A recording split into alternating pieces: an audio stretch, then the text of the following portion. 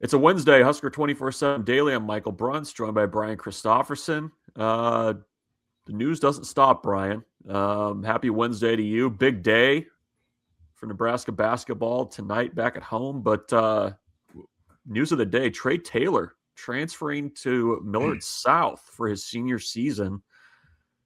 Level of surprise for you, 1 to 10? When I first heard it, I would say a 9, right? At least. I mean, I guess after I pieced it together in my brain, it makes some sense because he's always here, like recruiting. He's just saving gas money. Yeah. Saving gas money. So it's practical in that way. Obviously, Millard South has done very well with the transfers of late.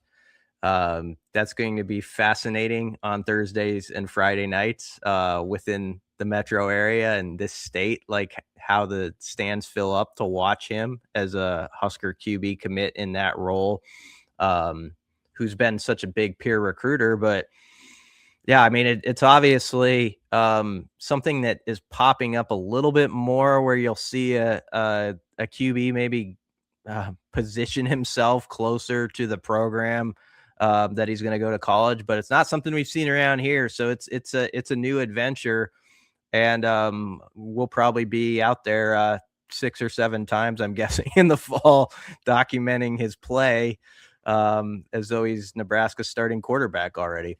A lot of people posted up at Lyle Buell Stadium. Is that what you're predicting here? It's going to be times 3 of, remember the COVID year when Heinrich Harburg was committed, and so everybody needed something to do because there wasn't a season in session yet, college football wise, but the high school season was going on, and so Heinrich Harburg would have to do like a post game with like 15 people around him after Kearney Catholic played. I think it's going to be that, and then some with Trae Taylor. So yeah, that's what awaits us. I think people need to also understand just Trey Taylor, the quarterback that he is. Like, I think people kind of have an idea of what he's like, but just a reminder, I mean, 247 Sports has him as a top 40 overall recruit in the country in the 2027 class. I believe right now he's the number 4 quarterback. So, and I also don't see that, I don't see that changing either going forward, because we saw him all day at the Battle for the Boneyard 7-on-7 event last summer. And from talking to our national folks who were there that day, they were just kind of floored by the jump that he'd made from when they'd seen him last until last summer. Fast forward again after a junior season where he throws 38 touchdowns to 3 interceptions. And takes that next step, ran for I think 600 yards or so as well on the ground. Another step there. He was just at the Battle 7-on-7 finals down in Miami this past weekend, and the reviews from that were that he was even better than he was over the summer and during his junior season, and kind of making that next step. So, I mean, that's a big deal that he's going to be transferring into Nebraska. And, you've got some good quarterbacks in this state. I mean, you've got Braylon Warren at Omaha West Side, who's currently committed to Missouri. So, you've got talent elsewhere in the state too, but that's a big addition to just Nebraska football, high school football, when you look at what he is now and what he can be as well.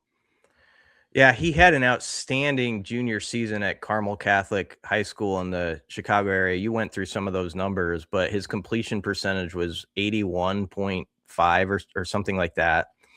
And he had 4 games in a row where he threw for more than 400 yards. He had one 505-yard game where he went like toe-to-toe against another top recruit. And he raised a program that was kind of suffering and struggled in the wins column and made them like a playoff team, and was still disappointed in that. So he was very loyal to that program, and it meant a lot for him to be there. So the fact that he's taking this step, it'll be interesting in his own words to hear him explain it. but it's significant for him because I know that the place he comes from has meant a lot just through the interviews we've done. And so it is really interesting because as much as, I mean, obviously this 26 season will take off and will be focused in on the current team, but I don't know that I've ever seen like a backdrop like this for as long as it is, this runway with a quarterback commit to Nebraska, where people are sort of have that like marked on their calendar, right? Bruntz, of like when he gets here in 27.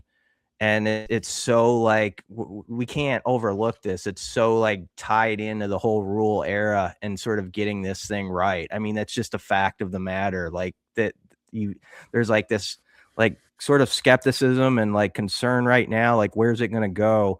And then there's this quarterback that gets brought up like a couple sentences later, Trey Taylor. It's like he's coming in 27. That's going to be interesting. You know, like so it's all very connected to the whole pursuit of Nebraska football over the years ahead in this rule era. Some would say whether that's fair or not, but that's just the way it is. And so that's what makes this so interesting is him coming right down the road with that as a backdrop. Yeah. Well, and I think we've talked about this before. I mean, in some ways, the kind of pure recruiting work that he's done already to this point, I think is kind of what you would have hoped that you would have gotten from, Dylan Raiola's recruitment. But, because of the time frame for that, he was basically committed and signed within a couple of weeks. He was very active in transfer portal recruiting. But, I think Trey Taylor has gone above and beyond with, what he's done as a peer recruiter. Certainly. I mean, he was at almost every game. I mean, this is not hyperbole. I mean, I don't think he missed a summer camp, even like the ones that were just kind of like, throwaway, middle of the week type things. He was there working out in June. And I can't recall a quarterback of that stature doing something like that with the program recently, and also just a Nebraska commit just showing up and working out the way that he did, just to kind of build that relationship and be around. I mean, even the 7-on-7 thing, like he didn't have to play, like he was already committed. But he shows up and competes, and I think having him closer to Lincoln and being around for basically any event that they need, I mean, that's a pretty big deal. And it also, I think, is a double down on the program by a pretty darn good quarterback too. Yeah, it should make Nebraska fans feel really good. I mean, to have him just in the neighborhood now. He's very detailed about everything he does. I've interviewed him a few times, and this might be I've written this, but it might seem a small thing, but it's not to me, and you would understand this well.